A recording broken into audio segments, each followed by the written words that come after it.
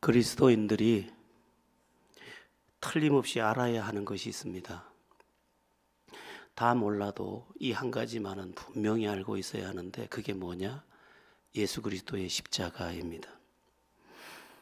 예수님의 십자가, 거기에 죄사함과 구원과 영원한 생명과 천국과 은혜가 다 담겨 있기 때문에 그렇습니다. 오늘은 기독교 절기상 고난주일입니다. 예수님께서 죄인을 구원하시기 위해서 오늘, 바로 오늘, 2000년 전 바로 오늘 예루살렘으로 올라가셨습니다. 우리의 죄를 대신 짊어지기 위해서 이제 예루살렘으로 올라가신 것입니다. 예루살렘으로 올라오신 예수님은 성전을 청결하게 하는 등 여러 가지 일을 하시다가 목요일, 돌아오는 목요일 밤에 당신의 제자 중 하나였던 가룟 유다에게 팔려서 성경에 예언한 대로 자기 밥을 먹던 그에게서 팔려서 이제 십자가를 지고 오전 9시에 십자가 상에 매달리게 됩니다. 정확한 시간입니다. 오전 9시, 성경에는 제3시라고 되어 있습니다. 3시에 십자가에 못 박히셨습니다. 그리고 제9시에 운명하셨는데 우리 시간으로 오후 3시입니다. 오후 3시에 이제 완전히 운명을 하시게 되고 이제 십자가가 마무리가 됩니다. 십자가는 참으로 엄청난 형벌의 틀입니다. 이 지구상에 십자가처럼 처참한 처형법은 없다고 합니다. 왜냐하면 손에 못을 박아 놓는다고, 발에 못을 박아 놓는다고 쉽게 죽지 않기 때문입니다. 그러니까 십자가에 못 박히고 가시관 쓰고 있는 예수님은 거듭거듭 기절했다 깨어나고 기절했다 깨어나기를 반복하면서 가장 저주스러운 이제 6시간을 십자가 상에 매달려서 보내게 됩니다. 온 몸은 빨가 벗겨났습니다. 어디 그림을 보면 천조각이 하나 걸려 있지만 그것은 차마 그것까지 드러낼 수 없기 때문에 우리가 가려놓은 것이지, 예수님은 천조각 하나, 시루라기 하나 걸칠 수 없었습니다. 가장 수치스럽고 가장 고통스럽고 죽을 수도 없는 최악의 그 상황에 매달려 계셨습니다. 예수님이 왜 이렇게 최악의 저주 같은 죽음을 죽어야 했을까? 예수님을 재판한 로마의 빌라도 총독조차도 나는 그에게서 아무런 죄도 찾지 못했다 했는데, 죄도 없으신 그분이 왜 이렇게 가장 흉악한 죄인, 흉악한 중에 가장 흉악한 죄인이 받아야 될 형벌의 값을 받고 있었느냐 하는 것입니다. 이것에 대한 대답이 기독교 신앙의 기본이고 핵심입니다. 우리 다 함께 그 대답을 한번 찾아보겠는데요. 이사야서 53장 5절에서 6절입니다. 이 이사야서 53장 5절에서 6절은 예수님이 이 땅에 오시기 700년 전 선지자였던 이사야 선지자가 하나님의 계시를 받아서 기록한 것입니다. 그런데 마치 십자가 앞에서 십자가에 못 박힌 예수님을 보고 쓴 것처럼 너무도 선명하게 쓰여 있습니다. 이사야서는 사실은 52장 마지막부터 쭉 보면 예수님의 모습도 나오고 그 어떻게 예수님이 십자가를 지기까지의 그 여정들도 다 나오기도 합니다. 우리 예수님의 십자가의 의미가 뭔지 단 2절만 일단 먼저 합독해 보도록 하겠습니다. 시작. 그가 찔림은 우리의 허물 때문이요 그가 상함은 우리의 죄악 때문이라. 그가 징계를 받음으로 우리는 평화를 누리고 그가 채찍에 맞음으로 우리는 나음을 받았도다. 우리는 다 양 같아서 그릇 행하여 각기 제 길로 갔거늘 여호와께서 우리 모두의 죄악을 그에게 담당시키셨도다. 아멘. 이걸 대리적 속죄라 그럽니다. 대리적 속죄, 신학적으로 대리적 속죄. 누군가가 죄를 졌는데 그 죄값을 누군가가 대신 갚아주는 속죄 방법입니다. 옛시대에 매품이라는 게 있었습니다. 도련님이 죄를 졌는데 사또가 이렇게 그 대감이 이렇게 얘기합니다. 돌쇠야, 네가 가서 대신 도련님 대신 매 좀 맞고 오너라. 그러면 죄 없는 돌쇠가 가가지고 도련님 대신 매를 맞고 도련님은 그냥 마당에서 제기차기 하고 놀고, 이런 대신 매맞게 하는 그런 대리적 속죄인데, 이것은 인간의 죄 문제를 해결해야 되는 대리적 속죄였기 때문에 속죄 제물이 완전해야 합니다. 죄가 전혀 없는 완전한 분, 그래야 죄를 가져갈 수 있는 자격이 되기 때문에 죄가 하나도 없고,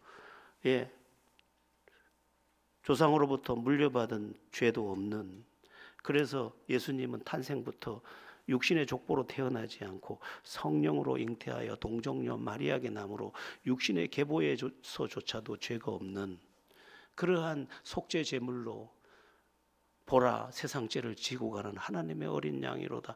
마치 한 마리 어린 양, 죄 없는 어린 양이 그 죄인을 대신해서 몸을 찢듯이 지금 십자가에서 당신을 찢어서 우리의 대속제물로 우리를 구원하기 위해서 지금 십자가를 지셨다, 이렇게 말씀하고 있는 것입니다. 십자가는 하나님의 사랑의 극치입니다. 하나님이 우리를 당신과의 계약에서 그 계약을 거역한 인간을 내버리셨는데 정녕 내버릴 수 없으니까 돌아올 방법으로 선택한 것이 당신의 아들을 죽여서 대신 형벌을 받게 함으로 그 공의를 만족시키고, 하나님의 속성은 죄를 버려야 되는 게 속성이니까 그 죄를 버려야 되는 그 당신의 본성을 충족시키고, 그 다음에 당신의 사랑으로 우리를 구원해야 되기 때문에 그 대신 당신의 아들을 죽여서 우리를 건져내셨다. 대리적 속죄라고 합니다. 이해는 되는데 믿어는 집니까? 이해가 되고 믿어지면 놀라운 일이 일어납니다. 어떤 일이 일어나느냐? 오늘 본문이 여기 지금 이사야서 53장 5절이 두 가지를 대답해 주고 있습니다. 뭐라고? 그가 징계를 받음으로 우리는 평화를 누리고 그가 채찍에 맞음으로 우리는 나음을 받았도다. 이게 예수를 믿었을 때 일어나는 가장 큰 두 가지 사건입니다. 이 언어는 두 가지인데 이 안에 모든 것이 함축되어 담겨 있습니다. 평화를 누리고, 히브리어로 샬롬입니다. 샬롬은 조건을 초월한 평안을 말합니다. 조건과 상관없는 평화, 그 평안이 내게 임하게 된다라는 것입니다. 이것은 영혼의 안식을 의미하는 것입니다. 모든 것의 모든 부분에, 심지어 죽음 너머까지의 안식을 말하는 게 샬롬입니다. 이것은 일상 속에서도 매우 놀랍습니다. 일마다 때마다 도우시고 지키시는 하나님이 나와 함께 하심으로 내 삶에 평화가 있게 하십니다. 마음의 평화, 생각의 평화, 삶의 평화, 모든 것이 샬롬이 되는 것입니다. 그래서 크리스찬의 처음부터 끝까지의 인사는 뭡니까? 샬롬, 샬롬, 히브리어입니다. 그래서 하나님의 아주 평화로운 이름이 뭐냐? 여호와 샬롬. 약속에 신실하신 그분의 평화가 당신에게 여호와 샬롬입니다. 근데 일상의 평화만 오는 게 아닙니다. 모든 부분의 평안이 우리를 찾아오게 됩니다. 그래서 가정에도 평안이 깃들고 내가 관계되는 모든 것 속에도 평안이 깃들기 시작합니다. 이것은 즉각적이고 점진적입니다. 이렇게 시작된 평안은 확장되면서 내 인생이 저물고 또 깊어갈수록 이 평안의 바다가 나를 적셔오게 됩니다.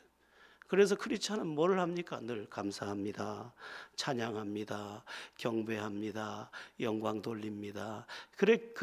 그래서 크리스찬의 노래는 다 찬송. 찬송이라는 말은 높여서 부르는, 하나님께 올려드리는 노래들인 것입니다. 그런데 이 평안은 죽음까지 이어집니다. 죽어도 이제 심판이 없기 때문에 죽음에서조차 두려울 것이 없게 된 평화입니다. 죽음을 앞두고 사람들은 저마다 두려워합니다. 물론 하나님께서 인간으로 하여금 살고 싶은 욕망을 다 욕구를 넣어놨기 때문에 그것에서 떨어지지 않으려는 두려움도 있지만 심판에 대한 두려움도 내 안에 여전히 같이 있게 됐는데, 그 심판에서 예수님의 십자가로 인하여 심판받을 일이 다 해결되기 때문에 내 영혼의 안식이 나를 붙잡아 주는 것입니다. 제가 예전에 어떤 권사님 돌아가시기 전에 수요 예배가 막 끝났는데 제가 빨리 가봐야 되겠다는 생각이 들어서 갔습니다. 달려갔더니 숨결이 아주 거칠어요. 그래서 제가 가서 물었습니다. 권사님, 이제 시간이 얼마 남지 않은 것 같은데 어떻습니까? 그러니까 얼마 남지 않은 것 같습니다. 그럼 권사님, 죄송한 질문이지만 권사님, 오늘 밤 돌아가셔도 천국 갈 자신은 있습니까? 예, 그건 자신이 있습니다. 막 그냥 고통스러워서 그게 좀 힘듭니다. 아유, 참 잘 믿으셨습니다. 권사님, 제가 기도해 드릴게요. 예, 고맙습니다. 또 제가 기도를 했습니다. 믿음 안에서 현재라는 시간 세계 속에서 평안을 주셔서 평안을 누리게 하시고, 그리고 지금 그 평안의 시간을 지나서 죽음이라는 문턱을 넘고 있는데 지금도 천국을 온전히 신뢰하며 평안을 갖게 해주셔서 감사합니다. 육신의 고난이 잠시 후에 끝날 것이고 완전한 평안과 완전한 영광 속에 들어갈 것인데, 여지껏 함께 하셨던 이 권사님과 함께 하셨던 하나님께서 영원히 함께 해 주시옵소서, 그 약속대로 함께 해 주시옵소서 그랬더니 숨이 넘어갈 권사님이 말이에요, 아멘. 그렇게 우렁찬 대답을 참 제가 숨 넘어가기 전에 대답하는 분을 처음 봤어요. 그날 돌아가셨어요. 그 장례식 내내 제가 얼마나 마음이 위로가 되고 평안한지 몰랐습니다. 사람들은 죽음을 앞두고 진짜 두려워합니다. 자기가 어디로 가는지 알지 못하고 지금 끝도 없는 절벽, 떨어지면 거기가 어디가 끝인지도 모르는 곳으로 지금 떨어지는 것이고, 그리고 자기가 지은 죄들이 하나씩 떠오르면서 나는 지옥 갈 수밖에 없을 것이다 라고 하는 두려움에 그 목이 조여오는 그 가슴 답답함, 그래서 심지어 어떤 분은 그 두려움을 이기지 못하고 스스로 죽음을 선택하기도 하는 그런 엄청난 일들이 벌어지기도 하는 것입니다. 평상시에는 잘 모르다가 죽음의 그림자가 서서히 다가올 때 그 압박이 목을 조이는 것입니다. 제가 아는 어떤 분은 병에 걸려서 큰 두려움에 사로잡히게 됐는데, 그 두려움이 뭐냐, 죽는 두려움이 아니라 죽음 너머에 있는 심판이 너무 두렵더라는 것입니다. 자기가 성경도 알고 다 하는데 자기가 가만히 보니까 너무 많은 죄를 졌더라는. 그래서 자기가 10대에서부터 저지른 일들, 그때 엄마가 그 감춰놓은 돈 훔쳤던 것까지 다 너무너무, 그리고 어떤 여인을 만났던 것까지 다 그림자처럼 자기에게 스쳐 지나가는데 그만 막 숨이 옥죄어서 죽을 것만 같더라는 거예요. 그래서 다시 십자가를 붙잡고 회개하고, 그 회개하고 십자가를 다시 붙잡고, 내 죄는 십자가에서 다 해결되었습니다. 내 죄는 예수님께로 옮겨졌습니다. 예수님은 옮겨가신 그 죄를 내 대신 다 심판으로 받아내셨습니다. 그 저주의 십자가가 나를 대신한 십자가입니다. 그렇게 믿고 봤는데 성령께서 다 그 사실을 믿게 하면서 마음에 평안이 오고, 그 저를 만나면 저는 이제 죽어도 됩니다. 제가 가끔 만나는 분입니다. 저 이제 죽어도 됩니다. 그러셔요. 살아서도 평화, 죽어서도 평화, 가정의 평화, 마음의 평화, 관계의 평화, 영혼의 평화, 모든 평화가 내 안에 자꾸 오는 것입니다. 그래서 예전에 우리가 부르던 찬송 중에 내게 강 같은 평화, 그게 첫 번째 1절이 그거예요. 그 다음에 내게 바다 같은 사랑, 그게 2절이고, 평화가 먼저라니까. 평화, 샬롬이 내 안에 들어오는 거예요. 봄이라는 계절이 와서 온 산을 저렇게 살려내듯이 하나님의 평강이라는 은혜가 내게 와서 나를 다 살려내는 것입니다. 평화로, 평화, 하늘 위에서 내려오네. 평화가 내려오는 것입니다. 여러분들이 이 예수님을 알고 믿어서 이 평화의 주인공들 다 되시기를 축원합니다. 그가 채찍에 맞음으로 우리가 나음을 받았도다. 이 부분도 중요합니다. 나음을 받았다는 것은 회복을 의미합니다. 인간은 병들어 있었습니다. 뭐로? 죄로 병들어 있었습니다. 그 죄는 불행을 만들어내고 있었습니다. 그러니까 이 모든 부분에서 병들어서, 마음도 병들어, 인생도 병들어, 가정도 병들어, 모든 내 관계된 모든 것들이 트러블. 스스로 목숨을 끊는 어떤 그 희극인 저기 개그우먼 그 이름 잘 생각이 안 나네. 엄마랑 동반 자살을 한 그 예? 네, 박지선. 그 화장을 해. 화장이 얼굴에 트러블이 생겨가지고 화장도 못하고 약도 못 바르고 막 그래서 엄마 죽자. 그 엄마가 아무리 봐도 자기 딸의 인생이 안 될 것 같아. 그래 같이 죽자. 죽었다는 거예요. 죽이는 그 배후에는 이제 마귀가 있었죠. 마귀가 자꾸 죽게 하거든. 요한복음 10장에 나오지 않습니까? 도둑이 오는 것은 도둑질하고 죽이고 멸망시키려는 것뿐이에요. 자꾸 죽으라 그러는 거예요. 죽으라고. 네 안 된다는 끝장났다는 거예요. 그런데 예수님은 어때요? 내가 온 것은 양으로 생명을 얻게 하고 더 풍성히 얻게 하려면 살라는 거예요. 내가 살려준다는 거예요. 그리고 풍성하게 해준다는 거예요. 그게 우리들이지 않습니까? 그래서 회복이 일어나요. 회복이. 그래서 우리의 삶 속에 하나하나가 다 회복됩니다. 어떤 사람은 옛 상처, 그 아까 말씀드렸던 그분이 어려서 자기 아버지가 그렇게 미웠대요. 다른 친구들은 저기 논바닥에 물이 얼어서 거기 스케이트 타느라고 노는데 자기 아버지는 절대 그런 데 못 가게 하고 마주쳤다 그러면 오다가 지기작대기로 때려가지고는 끌고 온다는 거예요. 아버지에 대한 분노가 너무너무 많아요. 그런데 예수가 임하고 나니까 그 상처가 싹 사라지면서 아버지가 한 불쌍한 영혼이었구나 그렇게 생각이 들더라는 거예요. 아버지를 용서하고 나니까 자기의 삶에 많은 것들이 둑이 터지면서 물이 쏟아져 들어오듯이 자기 안에 못 들어오던 은혜들이 막 들어오더라는 거예요. 날 보고 그래. 목사님 제가요 아버지 용서한 사람입니다. 하나님 은혜로요. 나음을 입었도다. 상처도 나음을 입었어. 생각도 나음을 입었어. 다 나음을 입어 고쳐지는 거예요.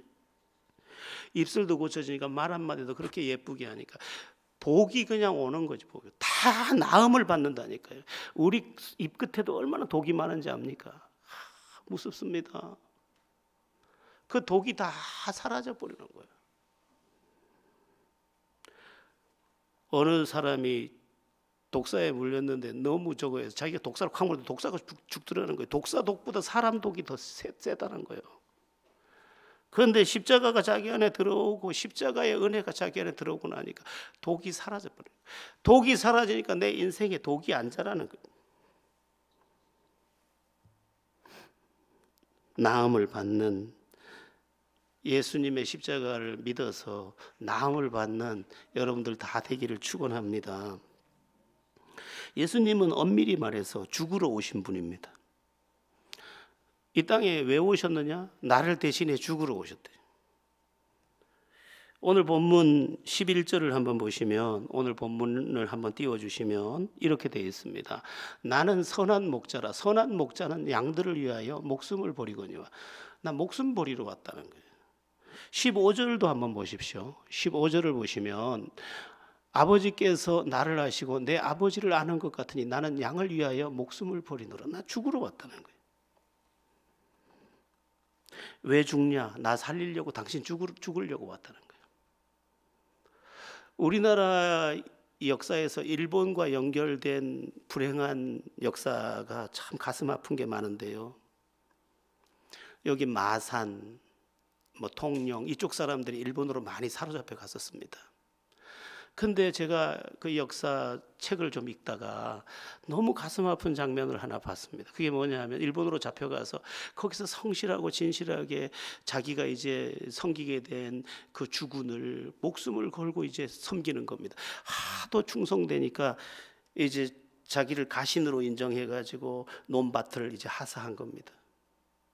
이제 농사도 짓고 자식들하고 결혼도 해서 이제 자식 낳아서 잘 살게 됐는데 갑자기 자기가 섬기던 주군이 병을 얻어서 죽게 된 거예요.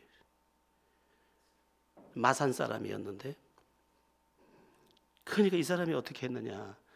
즉시 하얀 옷으로 갈아입고 멍석을 펴놓고 그 멍석 앞에서 칼을 니본도라 그러죠. 니본도 일본도를 딱 빼서 자결을 합니다. 자기 주군이 죽었기 때문에 자기는 살 이유가 없다는 거 죽는 겁니다. 근데 그 내용이 뭐냐? 만약에 자기가 스스로 그 주인이 죽었을 때 안 죽으면 사무라이들이 와서 이를 죽인다는 거예요. 그리고 그 충성됐다고 했던 거 다 가짜라고 하고 그 넘겨줬던 재산 다 뺏어가고 논밭 다 뺏어가기 때문에 자기 자식들이 앞으로 살 길이 없으니까 이 사람은 즉시 주군이 죽자마자 통곡하면서, 지금 주군을 위해 우는 게 아니겠죠. 자식을 위해 죽어야 되는 자기를 두고 지금 자기를 찌르는 거죠. 그래야 자기 부인, 자기 자식들이 살 수 있으니까 죽으려고. 그러니까 주군이 죽자마자 죽어버리는 거예요. 이틀 머문다 사무라이들이 와서 죽여버리는 거예요. 굳이 비교하자면 그런 것입니다. 예수님이 왜 굳이 죽음을 선택하셨느냐? 나를 살리시려고. 그래서 기독교 신앙은 뭐냐? 대신 죽은 그리스도, 대신 죽은 예수님이에요. 내가 받을 형벌을 대신 다 가져가신 거예요. 요한복음 10장 17절에서 18절 이 부분에 대해서 설명한 것이 있습니다. 우리 한번 요한복음 10장 17절에서 우리 18절까지 함께 읽어보겠습니다. 내가 내 목숨을 버리는 것은 그것을 내가 다시 얻기 위함이니 이로 말미암아 아버지께서 나를 사랑하시느니라. 이를 내게서 빼앗는 자가 있는 것이 아니라 내가 스스로 버리노라. 나는 버릴 권세도 있고 다시 얻을 권세도 있으니 이 계명은 내 아버지에게서 받았노라 하시니라. 내가 안 죽을 수도 있고 죽을 수도 있는데 난 죽으러 왔다. 죽으러 왔다. 네 살리려고 난 죽는다. 이렇게 말하는 것입니다. 왜? 죄인된 인간이, 그 엄청난 죄인된 인간이 갈 곳은 지옥밖에 없기 때문에, 심판밖에 없기 때문에 그를 건지기 위해서 당신이 지옥 형벌을 지금 감당하겠다. 이렇게 말씀하고 있는 것입니다. 이 부분에 대해서 반문하는 사람도 많습니다. 전도를 하다 보면 내가 무슨 죄가 있습니까? 뭐 흉악한 사람 천지인데 내가 무슨 죄가 있습니까? 이렇게 말하는 사람이 있습니다. 내가 죄인이란 말이냐? 예, 죄인 맞습니다. 철저하게 죄인입니다. 로마서도 보면 모든 사람이 죄를 범하였으며 하나님의 영광에 이르지 못하더니, 모든 사람, 여러분이 가장 존경하고 깨끗하다고 여기는 그 사람은 죄가 없습니까? 죄가 있습니다. 죄 없는 인생은 이 세상에 아무도 없습니다. 여러분의 엄마도 마찬가지입니다. 역시 죄인입니다. 그 죄는 어떤 죄냐? 심판받고 지옥 갈 수밖에 없는 죄라는 거예요. 여러분, 인간의 죄가 얼마나 무서운지 여러분 세계 여행을 나중에 해보세요. 저도 몇 군데 여행을 해보고 인간이 얼마나 악랄한 죄인인지를 수도 없이 보게 됩니다. 예, 지금 죄를 지을 수 있는 최적의 조건이 내게 주어지지 않아서 그렇지, 내가 죄를 지을 수 있는 최적의 조건이 되면 다 죄인이 됩니다. 엄청난 죄가 우리에게 쏟아지게 됩니다. 서양의 선교사들이 우리나라에 처음 들어와서 가장 힘들었던 것은 냄새라 그래요. 냄새. 사람들이 생전 씻지를 않으니까 가까이 가면 입냄새 나죠. 막 이가 보글보글하죠. 이거 뭐 머리는 한 번도 안 감고 상투 비슷하게 들어가지고 이건 뭐 씻지도 않죠. 냄새가 견딜 수가 없는 거예요. 씻던 사람들이 오니까 안 씻는 사람들을 대할 수가 없는 거예요. 제가 중국에 세례식을 갔는데 중국 사람들 잘 안 씻어요. 그때도 머리에 손을 얹는데 이 힘들어 욱하고 올라와.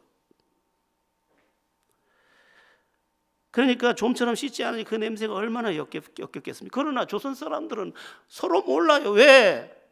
자기 냄새나 그 냄새나 똑같으니까 동화가 돼가지고 모르는 거예요. 지금 세상에 우리가 다 그렇습니다. 우리가 죄인들 가운데 살다 보니까 우리 죄를 못 보고 있지만 우리 다 죄인입니다. 인간은 죄인이고 죄 중에 태어난 존재입니다. 이 죄가 어디서 왔느냐? 전가된 죄라고 합니다. 전가된 죄. 암세포가 전이 돼서 원래는 간암이었는데 폐암으로 전이 되고 임파선암으로 전이 되고 뭐 다른 암으로 전이 되듯이 우리 인류의 첫사람 아담이 하나님께 범죄하고 하나님께 추방될 때 그때 그 아담의 죄가 우리에게 전이 됐습니다. 상속되고 전가되고 전이 됐습니다. 그래서 인간은 태어나면 다 암세포가 몸에 있는 사람의 암세포를 전이시키듯이 그 죽음의 세포가 아담에게 있는 그 죽음의 세포가 다 유전되고 상속된 것입니다. 그래서 인간은 타고날 때 죄성을 가지고 태어났습니다. 그것을 원죄라고 합니다. 시편 51편 5절에 다윗이 이런 말을 합니다. 제가 읽어드리겠습니다. 내가 죄악 중에 출생하였으니 어머니가 죄 중에 나를 잉태하였나이다. 어머니가 어디 가서 뭐 간통을 했다 이 말이 아닙니다. 죄인된 엄마가 나를 임신했고 그 죄인된 엄마가 낳은 나도 죄인이다 이 말을 하고 있는 것입니다. 다윗의 고백입니다. 그래서 인간은요, 죄 지을 수 있을 때 신속하게 죄를 져버립니다. 그러니까 아이들이 뭐 왜 저럴까? 죄인이기 때문에 그렇습니다. 이러한 죄는 우리로 하여금 모든 삶의 자리에서 저주를 받게 했습니다. 우리 창세기 3장 17절을 한번 보겠습니다. 창세기 3장 17절입니다. 제가 읽어드리겠습니다. 아담에게 이르시되 내가 내 아내의 말을 듣고 내가 내게 먹지 말라 한 나무의 열매를 먹었은즉 땅은 너로 말미암아 저주를 받고 너는 평생에 수고하여야 그 소산을 먹으리라. 네 인생 이제 고단할 거다. 너 죄인이잖아. 너 인생은 무조건 고단하다. 그리고 평생 땀 흘리다가 결국은 죽고 심판받을 것이다. 본래 인간의 땅은 낙원, 파라다이스, 에덴이었습니다. 그런데 그게 다 지금 없어지게 됐고 그 죄값이 우리의 인생의 수고와 근심과 무거움으로 지금 나타나 있는 것입니다. 그리고 병들고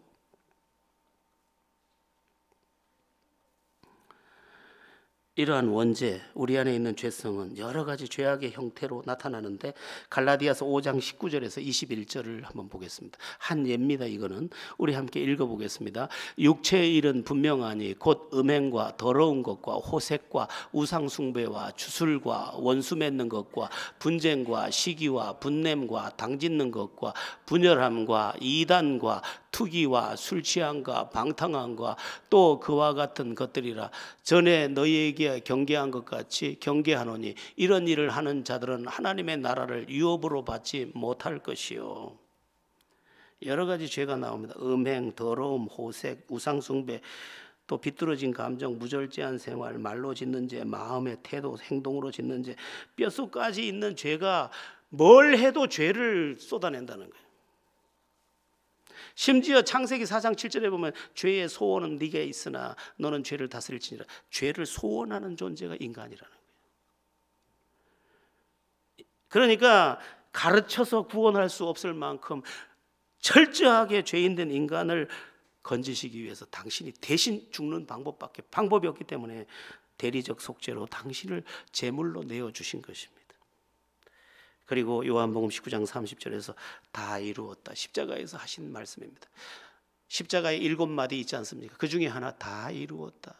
내가 할 일 다 했다 이거예요. 내가 죄인을 위해서 할 수 있는 것 다 했다. 저주받을 인간을 구원할 수 있는 일들을 내가 다 했다. 이렇게 말씀하는 것입니다.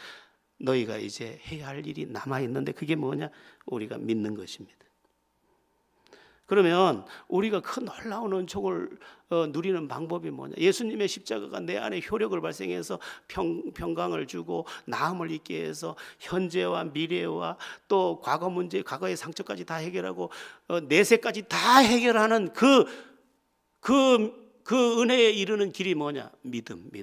하나님이 세상을 이처럼 사랑하사 독생자를 주셨으니 누구든지 저를 믿는 자마다 멸망치 않고 영생을 얻게 하려 하심이라. 믿음이 우리를 구원한다는 것입니다.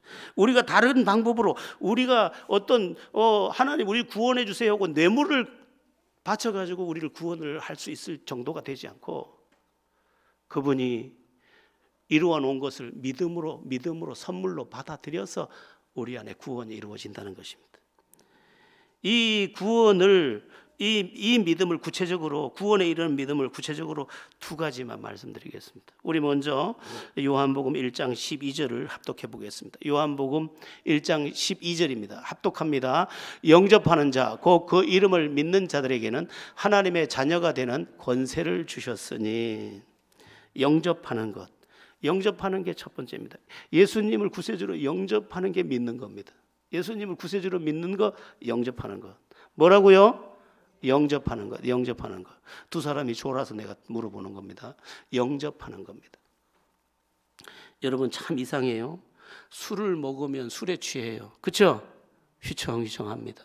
인생이 흔들립니다. 그런데 약을 먹으면 몸이 고침을 받습니다. 그렇죠? 마찬가지예요. 나쁜 걸 먹으면 우리가 망가지지만 좋은 걸 먹으면 살아나는데, 예수를 내 몸에 받아들인다, 내 인생에 받아들인다, 그분은 구세주기 때문에 내 안에 와서 내 인생을 다 살려내는 것입니다. 영접은 그런 거예요. 야야야야, 약 좀 먹어라. 왜 그래 콜록거려.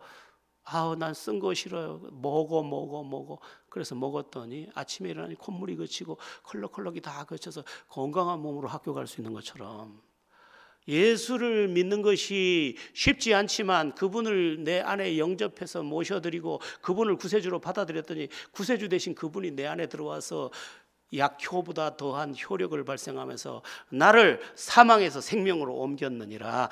요한복음 5장 24절의 사건을 일으켜 주시는 것입니다. 영접. 한번 따라해 보겠습니다. 주 예수님, 나는 예수님을 믿고 싶습니다. 지금 내 안에 들어와 나의 구세주가 돼 주시옵소서. 예, 그렇게 영접하는 것입니다. 저는 혼자 영접했습니다. 누가 영접시켜 주지도 않아서 혼자. 예, 그 어떻게 하면 예수님을 받아들일 수 있습니까? 뭐 예수님을 영접하라. 누가 영접시켜줘야 영접을 하지. 그냥 그래서 아무도 혼자 예배당 혼자 가가지고 혼자 제가 영접을 했어요. 주 예수님, 나는 어디 와서 어디로 가는지 알지 못하며 방황하며 살았습니다.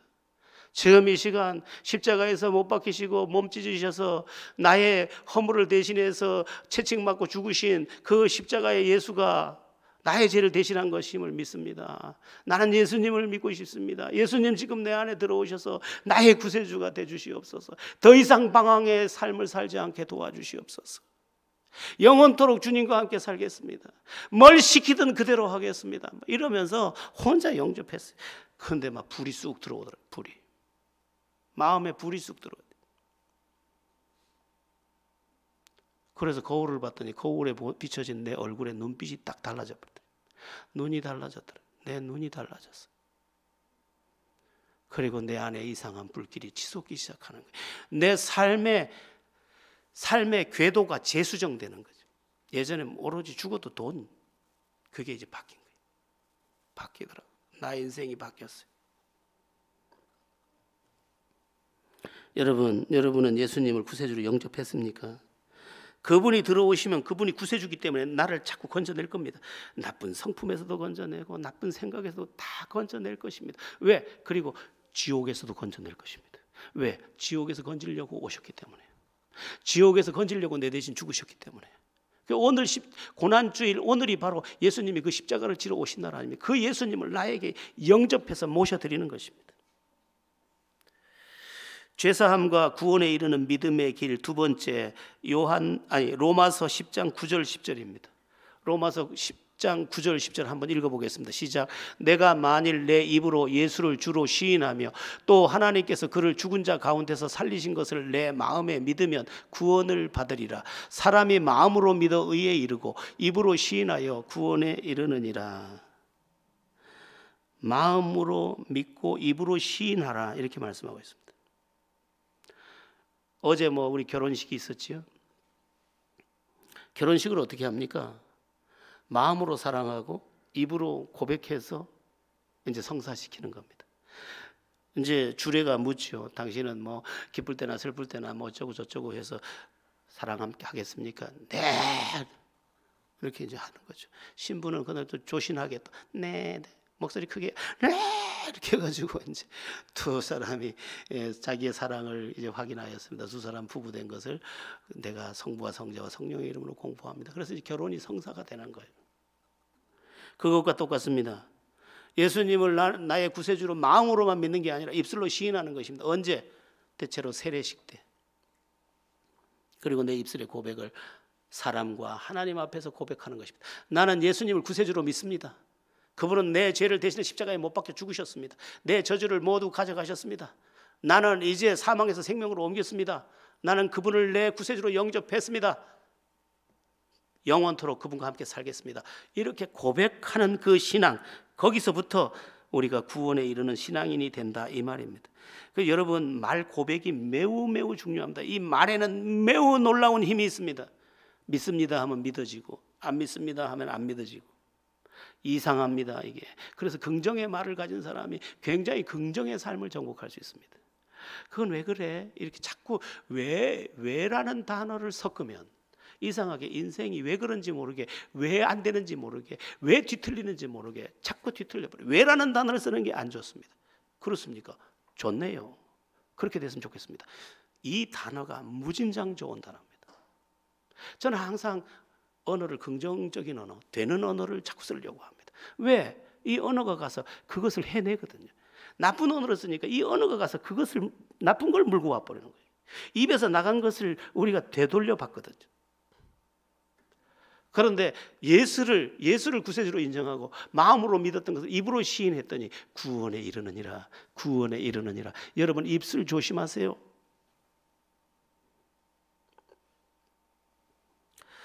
암에 걸려 죽게 된 사람이 그 암에 적중되는 항암을 하면 암세포가 다 죽고 그가 이제 완치 판정을 받게 됩니다. 그래서 암 치료에 제일 중요한 게 뭐냐? 이 사람에게 맞는 약을 찾아내는 겁니다. 이게 가서 적중하면 틀림없습니다. 그 우리 기도해야 된다니까. 암 걸렸으면 하나님 그 약이 딱 맞게 찾아지게 도와주시옵소서. 그 약이 적중이 되면 그 암세포 다 죽여버립니다. 그런데 예수님은 누구냐? 완전한 구세주예요. 그 구세주 대신 그분이 내 안에 들어와서 내 인생에 적중되면 내 저주는 다 끝나버려요. 한 방에. 그리고 점진적인 구원의 사건도 계속 일어나면서 성화의 사건도 내게 일어나면서 내가 하나님의 승리에 도착하게 되는 것입니다. 여러분, 우리는 여기에 종교생활하러 온 것이 전혀 아닙니다. 저에게도 증거가 없다면 전 여기서 당장 내려갈 것입니다. 의미 없습니다. 그러나 너희 안에 증거가 있고 내 안에 증거가 있고 하나님 말씀 그대로가 내 안에 있기 때문에 이 모든 증거로 제가 여기에 있습니다. 여러분도 아마 그럴 것입니다. 여러분, 예수 믿는 것 시시한 것 아닙니다. 예수님의 십자가가 시작이었고 그 십자가 사건은 내게 도착했습니다. 내가 영접할 때 도착했고 내가 마음으로 믿고 입으로 시인할 때 도착했습니다. 이제 성령의 은혜가 임할 것이고 그 성령의 은혜는 나를 위대한 영적 여정으로 이끌어갈 것입니다. 이 모든 것을 이 십자가의 사건부터 꼭 붙잡고 믿음의 승리를 이루고 삶의 승리를 이루고 죽어도 안심하는 영원한 영광의 주인공들 다 되기를 예수의 이름으로 축원합니다.